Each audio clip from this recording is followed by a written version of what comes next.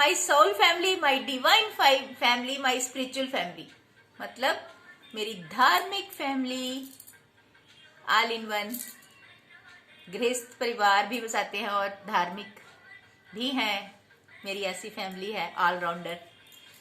तो आज माँ अनंता स्तुति के अगले दो दोहावलियां, नेक्स्ट 2 स्टेप, ठीक है। लंबी हो गई ना, है ना।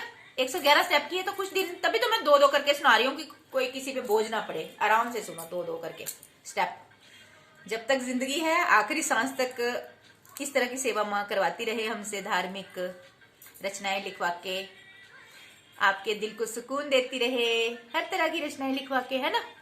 तो आज नेक्स्ट 2 स्टेप हैं।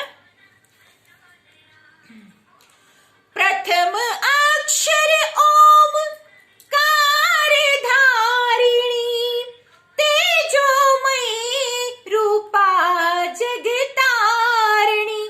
प्रथम अक्षर ओम कारधारिणी, तेजोमयी रूपा जगतारिणी। चंद्रमंडला मोक्षदायिनी, वेद रूपा सर्व सुख प्रदायिनी। चंद्रमंडला मोक्षदायिनी, वेद रूपा सर्व सुख प्रदायिनी।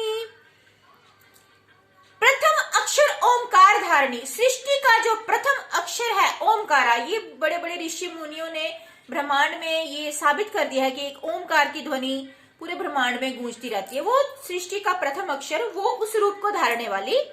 तेजो में रूपा जगतारिणी, माँ आप अनंत तेजो में रूप हैं और जगत को तारती हैं। माँ अनंता के तेज का कोई सानी नहीं, कोई मुकाबला नहीं।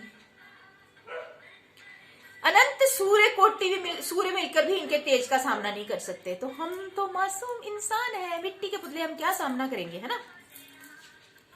चंद्रमंडला मोक्षदायिनी, माँ आप चंद्रमंडल में विराजमान है और मोक्षदायिनी, मोक्ष की दाता हैं।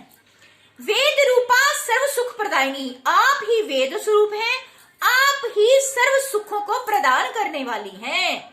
ये माँ अनंता के नेक्स्ट 2 स्टेप्स के अर्थ हैं। तो आप सबको माँ अनंता की तरफ से अनलिमिटेड लव यू।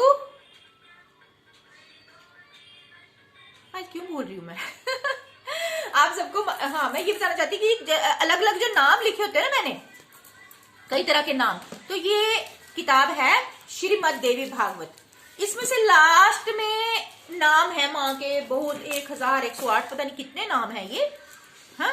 तो वहां से कुछ नाम चुन चुन कर मैंने दोहावलियां बनाई हैं लास्ट में। शुरू में जो माता ने लिखवाई है गायत्री सहस्त्र नाम, हाँ, इस श्रीमद् देवी भागवत में। ये पढ़ती रहती हूँ अक्सर मैं किताब, तो इसमें से चुन चुन कर जो बाकी लिखवाती हैं आपके सामने ही है, शेरो शायरी, धार्मिक, हर तरह से। तो जो नामों की अब श्रृंखला आएगी ना लास्ट में, वो इस किताब में से नाम चुन चुन के माता ने उसको मतलब अपने दिमाग से दोहावलियां बना दी हैं। तो माँ अनंता की तरफ से unlimited, unconditionally love to you universe.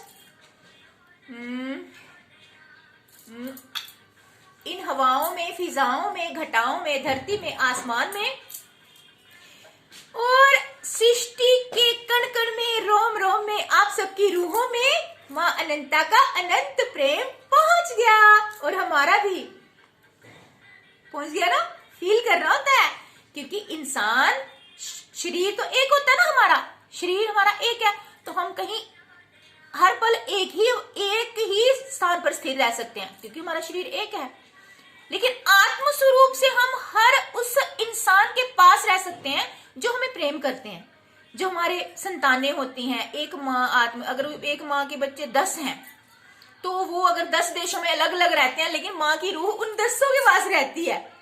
ऐसे मतलब हमारी रूह जिसके पास है हम वही हैं। शरीर हमारा चाहे वो हो, शरीर की अवस्था हमारी संसारिक कार्य करने के लिए दी हुई है, शरीर हमें संसारिक जीवन जीने के लिए दी हुई है, लेकिन आत्म स्वरूप हमारा ऐसा है कि हम आत्मा से कहीं भी रह सकते हैं। जो हमारे प्रेमी हैं हम उनके पास रह सकते हैं। ऐसे क्यों रहना किसी के पास भाई, है ना। हमारी आत्मा इतनी फ्री थोड़ी है कि हर किसी के पास है, सिर्फ अपने प्रेमियों के पास दौड़ती है आत्मा। जो हमें याद करता है हमें उसकी नेचुरली याद आती है, पता है। हमें दिन में कई अपने बेटों की, बेटियों, बहुओं की, मतलब जो मुझे दिल से याद करता है ना, मुझे ऐसे उन हवाओं से संदेश मिल जाता है कि मुझे ये दोस्त याद कर रहा है, मुझे कोई याद कर रहा है, तो फील हो जाता है। कोई भी, वो कोई भी हो, मेरे दोस्त हो, बेटे हो, भाई हो, दोस्त, मतलब फील हो जाता है।